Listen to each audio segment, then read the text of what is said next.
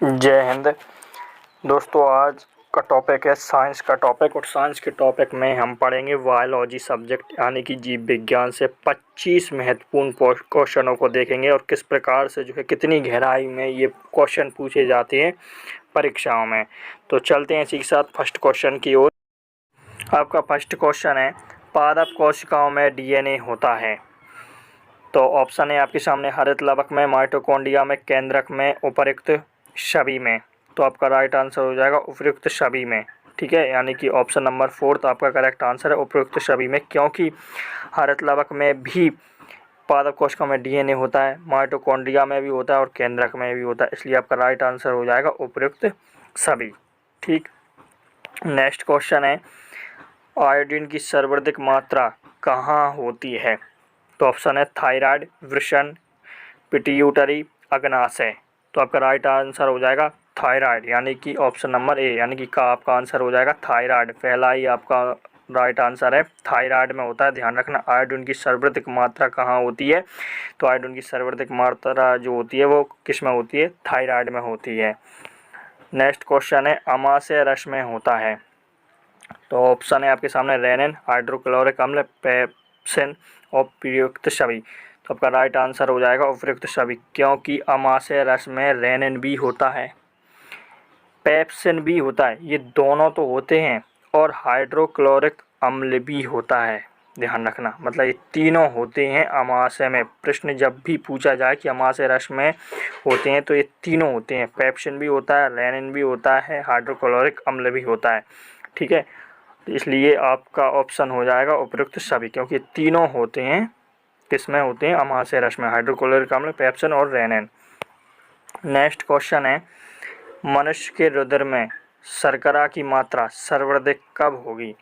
भोजन के तुरंत बाद होती है, या सोकर उठने के बाद होती है, या अधिक श्रम करने के बाद होती है, या सुबह ही हो जाती है। तो आपका राइट आंसर हो जाएगा भोजन के तुरंत बाद, यानी कि ऑप्शन नंबर ए, यानी कि का आपका आंसर हो जाएगा भोजन के तुरंत बाद ही जो है मनुष्य के रुधिर में शर्करा की मात्रा सर्वाधिक होती है। भोजन के बाद जैसे आप भोजन ग्रहण कर लेते हैं तो आपके शरीर में रुधिर में जो शर्करा की मात्रा होती है वो सर्वाधिक मात्रा में हो जाती है। ठीक है। नेक्स्ट क्वेश्चन है, आत्महत्या की थैली यानी लाइसोसोम्स का निर्माण कौन करता है। तो ऑप्शन है आपके सामने, राइबोसोम, माइटोकॉन्ड्रिया, गोल्जिका या कोशिका झिल्ली। तो आपका राइट आंसर हो जाएगा गोल्जिका। पहले मैं आपको बता दूं कि गोल्जिका और एक होती है एंडोप्लाज्मिक रेटिकुलम यानी कि अंतर्द्रव्यीय जलिका। अंतर्द्रव्यीय जलिका में भी लाइसोसोम का निर्माण होता है। ठीक है, और गोल्जिका में भी होता है, ध्यान रखें। ठीक है, राइबोसोम में नहीं होता है, माइटोकॉन्ड्रिया में भी नहीं होता है और कोशिका झिल्ली में भी नहीं होता है। तो आत्महत्या की थैली किसे बोला जाता है, पहला तो क्वेश्चन ये बन गया। तो लाइसोसोम को बोला जाता है आत्महत्या की थैली, या आत्मघाती थैली नाम से भी ये प्रश्न आता है, ध्यान रखें। तो लाइसोसोम को आत्मघाती या आत्महत्या की थैली बोला जाता है। ठीक है, और इसका निर्माण जो है गोल्जिका और अंतर्द्रव्यीय जलिका दोनों में होता है, ध्यान रखें। ठीक है, लेकिन इसका अधिकांश जो है निर्माण किस में होता है, तो गोल्जिका में होता है, ध्यान रखें। नेक्स्ट क्वेश्चन है, स्टार्च के पाचन में कौन सा एंजाइम सहायक होता है। तो आपके ऑप्शन है लाइपेज, ट्रिप्सिन, डायस्टेज, पेप्सिन। तो आपका राइट आंसर हो जाएगा डायस्टेज, मतलब कि ऑप्शन नंबर 3 आपका करेक्ट आंसर हो जाएगा। डायस्टेज में होता है पाचन में कौन सा एंजाइम सहायक होता है, तो डायस्टेज होता है। नेक्स्ट क्वेश्चन है, हीमोग्लोबिन किस क्रिया में भाग लेता है। ऑप्शन है वृद्धि में, पोषण में, विसर्जन में या फिर शोषण में, यानी कि ऑप्शन जो आंसर है आपका वह है शोषण में। ध्यान रखना, ऑप्शन नंबर चौथा है आपका आंसर शोषण में। हीमोग्लोबिन किस क्रिया में भाग लेता है, तो शोषण में लेता है, ध्यान रखें। किस में लेता है, शोषण में लेता है।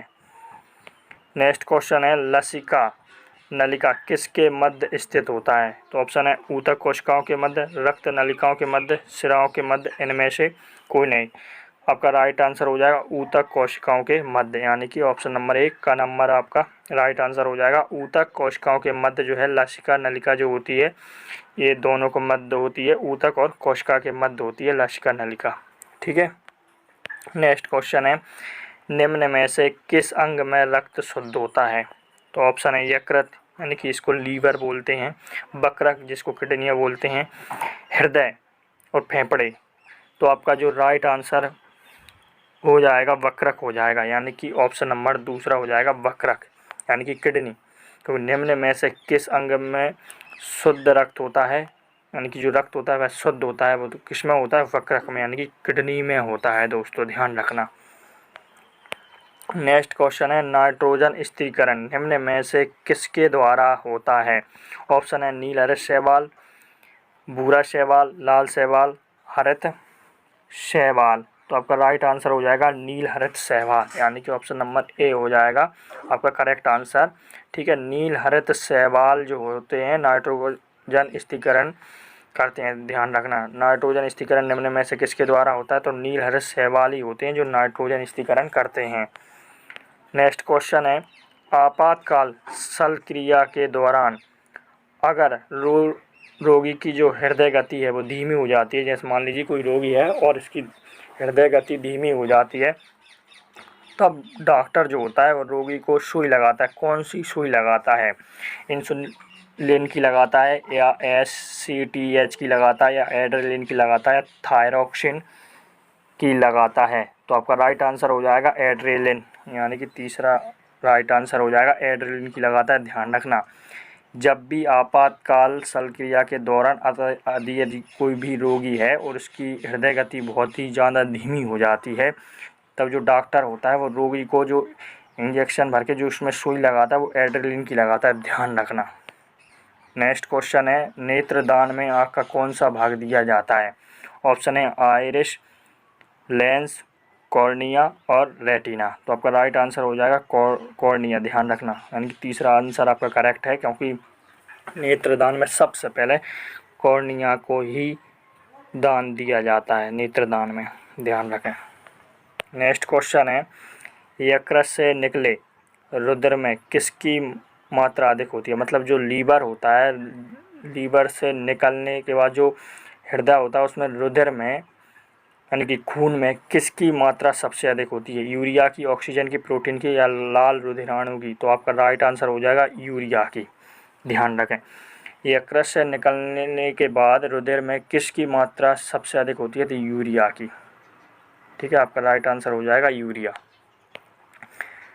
नेक्स्ट क्वेश्चन है, मानव शरीर का वह भाग जहाँ पाचन तंत्र व श्वसन तंत्र एक दूसरे को क्रॉस करते हैं।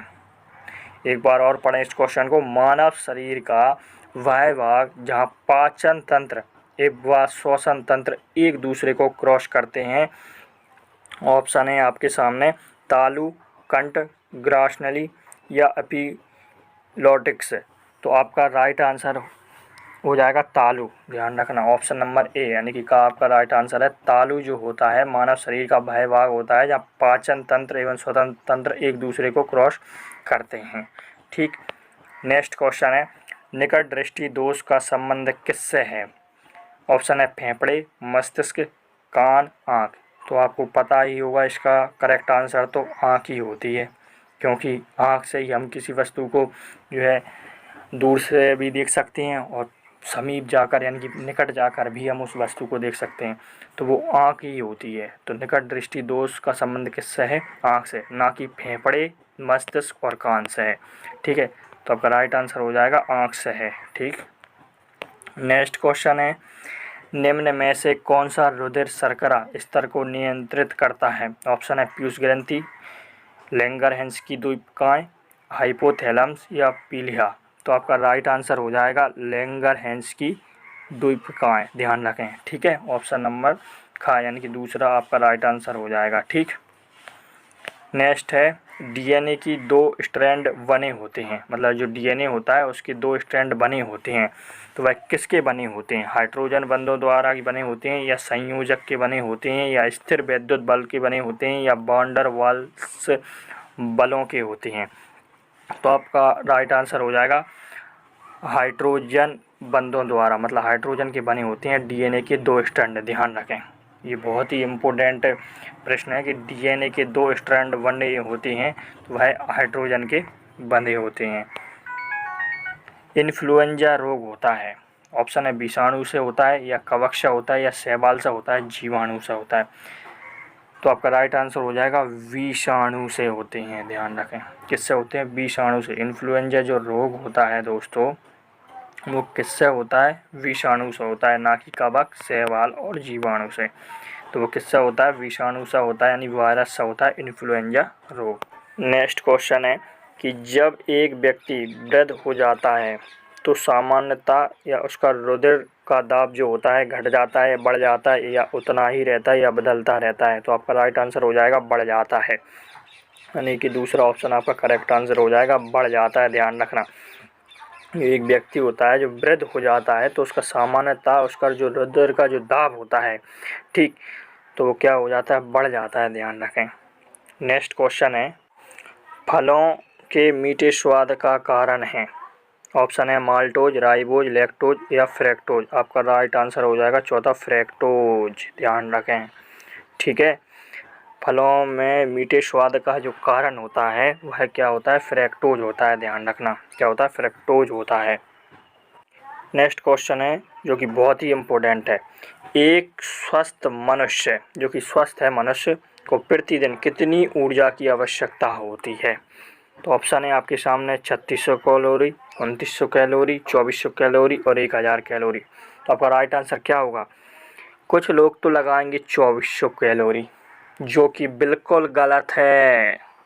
ध्यान रखें दोस्तों, आपने कुछ किताबों में पढ़ा होगा 2400 कैलोरी, ठीक है, तो ये बिल्कुल ही गलत है। 2400 कैलोरी, ठीक, 1000 कैलोरी तो होता नहीं है और 3600 कैलोरी भी नहीं है। तो आपका राइट आंसर है 2900 कैलोरी, क्योंकि एक स्वस्थ मनुष्य को प्रतिदिन कितनी ऊर्जा की आवश्यकता होती है दोस्तों? 2900 कैलोरी की। ध्यान रखें, यानी कि ऑप्शन नंबर बी आपका राइट आंसर है। कुछ लोग 2400 लगाए आते हैं, जो कि बिल्कुल ही गलत को ऑप्शन है आपका। तो आपका राइट आंसर है 2900 कैलोरी। ध्यान रखें, एक स्वस्थ मनुष्य को प्रतिदिन कितनी ऊर्जा की आवश्यकता होती है? 2900 कैलोरी ऊर्जा की आवश्यकता होती है। नेक्स्ट क्वेश्चन है, कौन सा कथन सही है? ऑप्शन है आपके सामने, कुछ एंजाइम प्रोटीन होते हैं, सभी प्रोटीन एंजाइम होते हैं, कुछ प्रोटीन एंजाइम होते हैं, सभी एंजाइम प्रोटीन होते हैं। तो आपका राइट आंसर हो जाएगा सभी एंजाइम प्रोटीन होते हैं, यानी कि ऑप्शन नंबर चौथा, यानी कि आपका आंसर सही हो जाएगा कि सभी एंजाइम जो हैं वो प्रोटीन होते हैं दोस्तों, ठीक है। सभी एंजाइम कैसे होते हैं? प्रोटीन के बने होते हैं। ध्यान रखें। नेक्स्ट क्वेश्चन है, मनुष्य के शरीर में सबसे लंबी कोशिका होती है? ऑप्शन है हाथ की कोशिका, मस्तिष्क की कोशिका, तंत्रिका कोशिका या इनमें से कोई नहीं। तो तंत्रिका तंत्र की कोशिका होती है। ध्यान रखें, मनुष्य की जो तंत्रिका तंत्र होती हैं, यानी कि तंत्रिका कोशिका जो है मनुष्य की शरीर की सबसे लंबी कोशिका होती है, तंत्रिका तंत्र की कोशिका। ध्यान रखें। नेक्स्ट क्वेश्चन है, हीमोफीलिया में क्या होता है? हीमोलिसिस होता है, या लाल रुधिराणु चिपक जाते हैं, या रक्त का थक्का नहीं जमता, या रक्त का थक्का जम जाता है? तो आपका राइट आंसर हो जाएगा रक्त का थक्का नहीं जमता है। ध्यान रखें, यानी कि ऑप्शन नंबर सी आपका करेक्ट आंसर है, रक्त का थक्का नहीं जमता है। ध्यान रखें दोस्तों, रक्त का थक्का नहीं जमना है। हीमोफीलिया में क्या होता है? रक्त का थक्का नहीं जमता है, ठीक है। और रक्त का थक्का जमता है वो विटामिन के की सहायता से जमता है, रक्त का थक्का, ठीक है। नेक्स्ट क्वेश्चन है, शरीर में ताप का नियंत्रण करता है? ऑप्शन है सेरिबेलम, ऑप्शन है सेरिब्रम, तीसरा है हाइपोथैलम, चौथा अंत में यकृत। तो आपका करेक्ट आंसर हो जाएगा हाइपोथैलम्स, ठीक है। हाइपो जो थैलेमस होता है वो शरीर में ताप को नियंत्रण करके रखता है। ध्यान रखें, कौन रखता है? हाइपोथैलम्स रखता है। आपका करेक्ट आंसर हो जाएगा तीसरा नंबर, ठीक है। तीसरे नंबर का हाइपोथैलेमस होता है।